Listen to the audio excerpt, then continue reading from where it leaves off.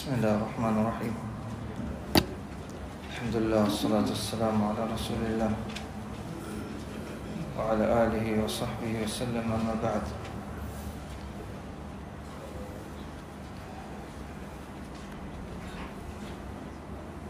لا إن شاء الله tutaanza kusoma aya nambari 53.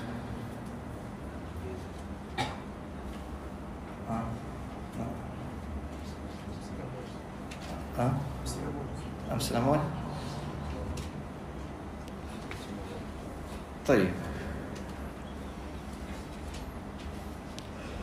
طيب نمبر يمسلمون. عفوا. يقول الله عز وجل: وإذ وعدنا موسى 40 ليلة ثم اتخذتم العجل من بعده وأنتم ظالمون.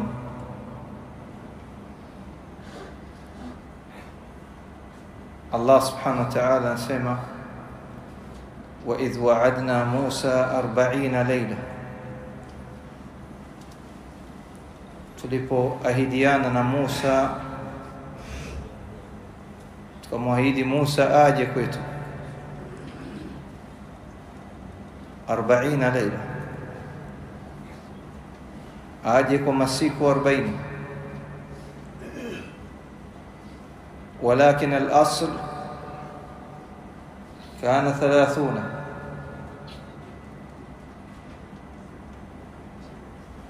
ilikuwa siku 30, kisha zikazidishwa siku 10, zikafikia idadi ya siku 40. Katika aya hii imetajwa mujmala, kwa ujumla wa masiku, lakini ahadi ilikuwa ni kwa muda wa siku 30. Musa alayhi salam atoke eneo ambalo yupo pamoja na Harun na kadhalika Banu Israil. Musa atoke hapo aje kwenye miqat, kwenye maahidiano baina yake na Allah subhanahu wa ta'ala. Kwa Musa alayhi salam akamwacha Harun kuwa ni khalifa, wa yeye ndio kiongozi kwa wana wa Israeli, naye Musa katoka.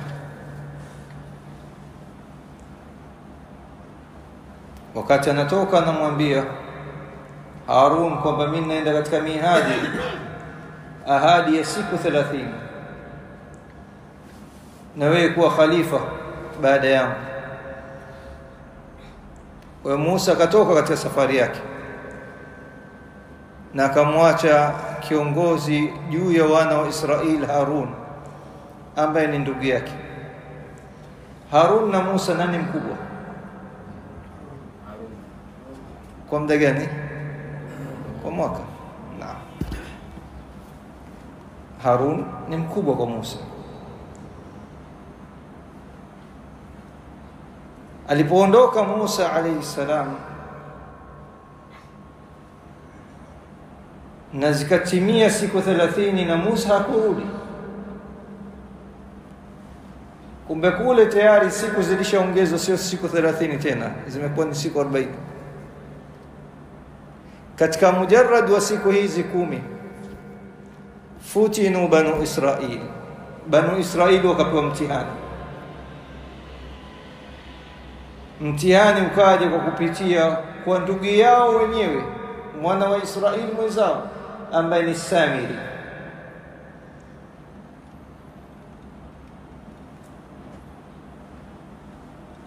Ilipofika siku 30, Samiri akaja kuambia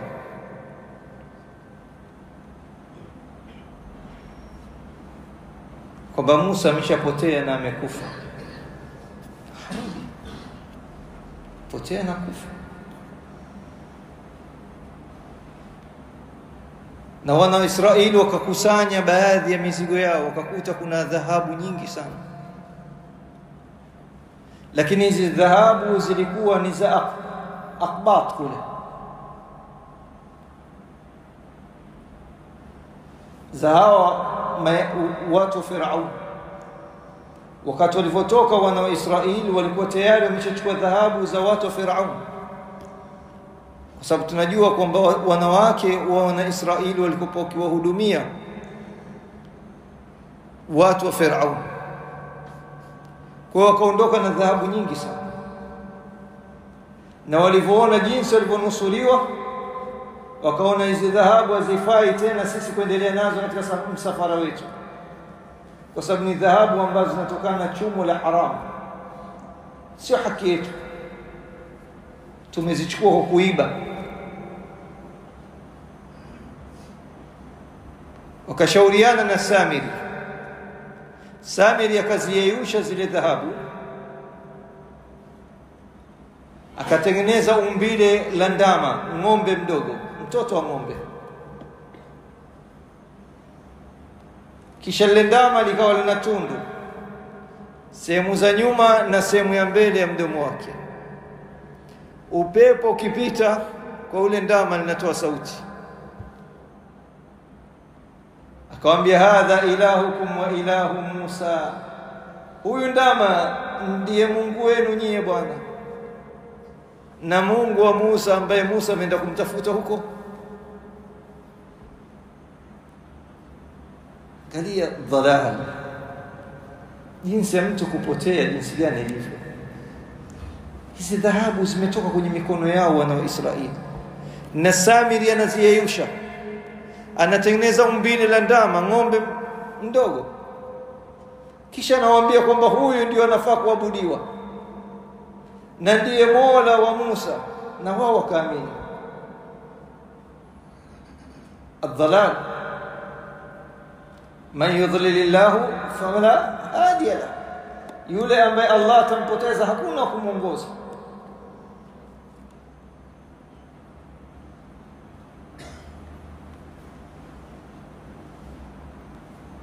Na haya hata katika zama zetu, mtu anaweza kabeba mayit, akamuosha mayiti ya wali fulani, akamvesha sanda, huyu mayiti hawezi kufanya kitu, hataharaka.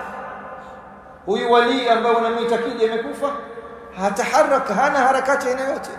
Anabebwa, anawekwa hapa, anaoshwa, anaveshwa sanda, hata kujistiri hawezi. Huyu wali hawezi hata kujistiri, sisi ndio tunamstiri. Tunamnyanyua, hawezi hata kunyanyuka. Tukishamzika, kuna baadhi ya watu wanakuja kumwabudia. Wana tofauti gani na wana wa Israeli katika matukio yao? Hakuna tofauti.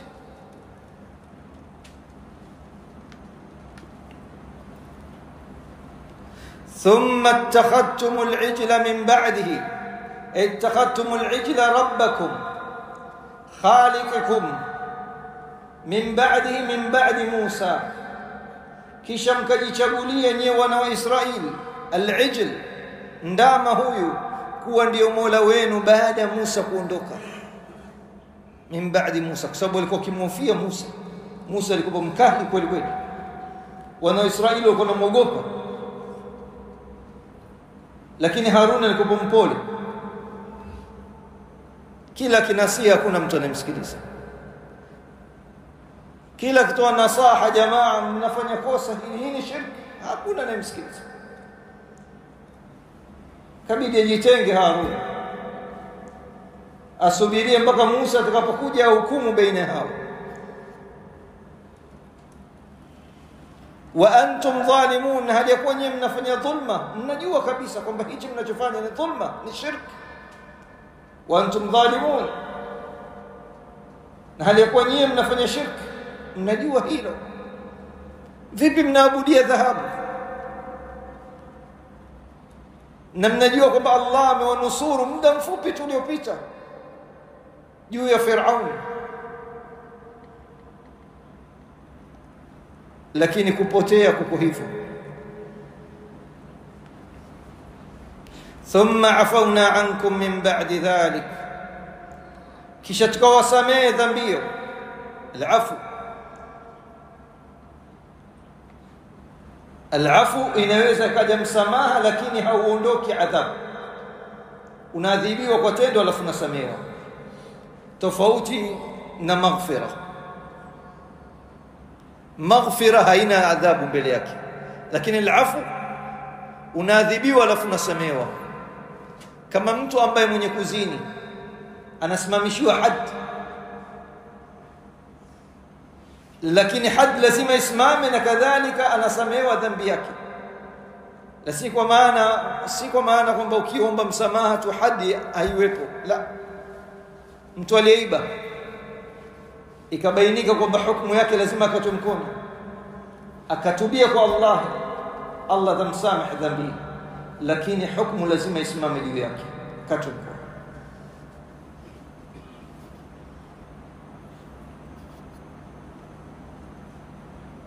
ثم عفونا عنكم من بعد ذلك لعلكم تشكرون.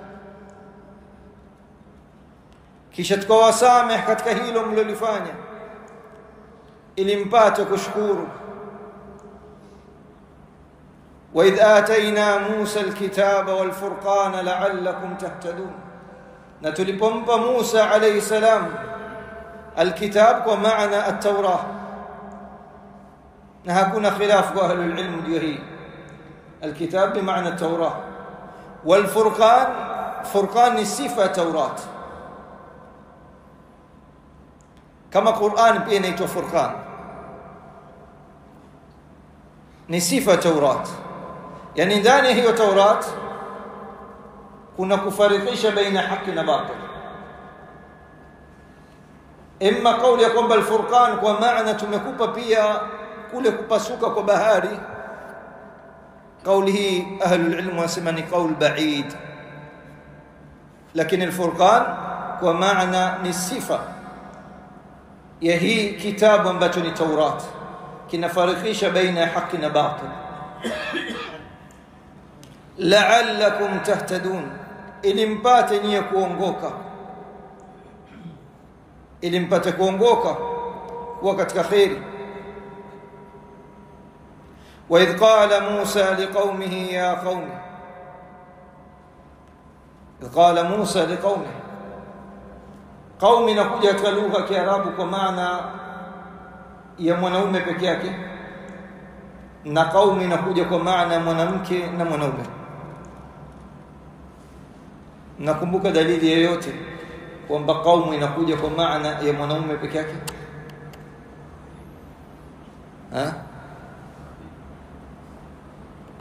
نعم إبراهيم كفاية. إبراهيم alikuwa analingania wanawake na wanaume. Na mtoto anakumbuka hiyo. Aiwa, عندك. لا يسخر قوم من قوم عسى أن يكونوا خيرا منهم ولا نساء من نساء. hapa قوم بمعنى الرجال. ndio maana aya inayofuata wala nisaa'un min nisa'i, ikuonyesha kwamba kuna tofauti ya baina mwanaume anaweza kaitwa qaum na mwanamke akaitwa kwa jina lake mwenyewe nisa. Mmefahamika ikhwan? Na kadhalika qaum ina maana pia wanaume na wanawake.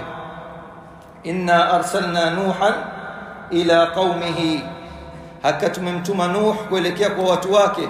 Watu wake walipatikana wanawake na wanaume. Kwa hiyo katika Qur'an qaum inaweza ikaja kwa maana inakusudiwa mwanaume peke yake, na inaweza ikaja kwa maana ya mwanamke na mwanaume. Hapa imekuja kwa maana gani? Kwa maana watu wote, wanawake na wanaume.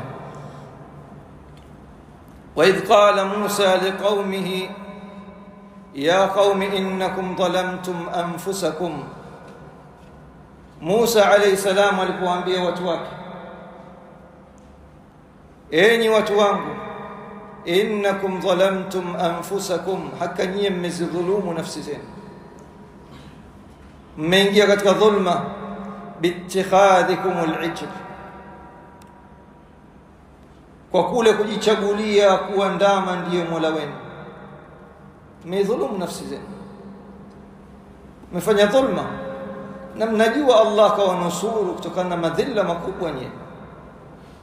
Firauna amewatesa usiku na mchana, amewaua watoto wenu. Leo mnaabudia ng'ombe, mmefanya dhulma. Fatubu ila bari'ikum, tubieni, ombeni msamaha kwa Mola wenu ambaye Allah.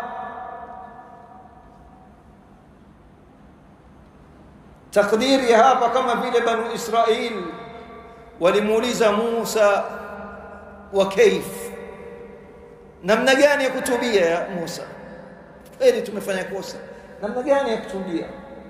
Faqtulu anfusakum, ziueni nafsi zenu. Tauba yenu nyie kwa kosa lenu la kuabudia ndama, hakuna tauba zaidi ya nyie kuua nafsi zenu. Dhalikum khairun lakum inda bari'ikum, hilo ndo jambo la khairi kwenu nyie mbele Allah subhanahu wa ta'ala. Mtubie, na namna tauba yenu ni kuua, muuane. Watu wakachukua, kama ilivyokuja katika tafsiri al-Baghawi, watu wakachukua silaha, lakini mtu akiangalia ile mbele yake kakake, akiangalia kulia kwake mtoto wake, akiangalia kushoto kwake kuna watu wake karibu. Vipi sasa tuwe, ndugu yangu, babangu, kadha, huyu mtoto wangu? Na tauba lazima tuwe. Allah subhanahu wa ta'ala kawaletea kiza, wingu likatanda zito, wakawa hawaonani, wakaanza kuuana, mpaka kunaanza lile wingu linaanza kupotea, tayari wameshakufa wengi mno. Musa alayhi salam na Harun wakaanza kulia, wanamwomba Allah apunguze jambo hili, aliondoe tauba hii ya kuua, kwani wana wa Israeli wanaangamia. Allah subhanahu wa ta'ala fataba alaykum, akawasamehe, kwa maana akaiondoa hukumu ile, akawasamehe. Na wale waliokufa walikuwa ni mashahidi, na walioua wamekuwa wao katika maghfira, wamesamehewa. Mfahamika ikhwan, tauba yao ilikuwa ni hii. Lakini khata ambayo wanaizungumza ahlul ilm, wanasema ni kosa kusema tauba ya wana wa Israeli ilikuwa kila wanapotaka kutubia lazima uane. La, haikuwa hivyo, bali hii ilikuwa ni tauba khasa kwa wale ambao walioabudia ndama. Si kwa maana makosa yote wanayofanya wana wa Israeli ili yatubiwe lazima muue mtu. La, ushahidi ni kisa cha ule rajulun qatala 99 rajula, mtu aliyeua watu 99. Hadith maarufu, hadith ya Abi Sa'id al-Khudri ambaye iko kwenye sahih. Yeye bwana ameua watu 99, kisha kutafuta namna ya tauba, namna gani ya kutubia. Hakuambiwa namna ya kutubia na wewe pia uue mwingine wa 100, hakuambiwa hivyo, bali ameambiwa ahame mji, aende kwenye mji wa watu wema, huko Allah subhanahu wa ta'ala tamwafikisha. Na hii ni dalili ya kwamba haikuwa tauba kwao lazima uwane. Jambo la kuuana katika tauba ni swala la pindi walipoabudia ndama tu. Imma tauba zao zilikuwa kama za watu wengine katika masiku mengine. Innahu huwa at-tawwabur rahim, hakaye Allah subhanahu wa ta'ala huwa at-tawwab, mwingi wa kutubia, mwingi wa kukubali tauba ya waja wake. Ar-rahim, kwa maana hii tauba ni rahma yake. Laiti hata Allah subhanahu wa ta'ala asingetaka kukubali tauba zetu, asingeonekana kwamba yeye ni dhalim. Yani hii tauba Allah subhanahu wa ta'ala kukubali tauba za waja ni rahma yake. Mfahamika kwa, yani wewe kutenda dhambi ukamuudhi Mola wako alafu ukamwomba Allah msamaha akakusamehe, hii ni rahma yake. na angekuadhibu kutokana na hiyo dhambi yako bila kukubalia toba yako, haja kudhulumu, bali kutokana na rehema yake anakubali msamaha pindi unapomuudhi usiku na mchana. Allah subhanahu wa ta'ala anakubali tauba za waja wake zikiwa tauba hizo zimefungamana na masharti. Naktafi bihadha alqadr, lahuna barakallahu fikum.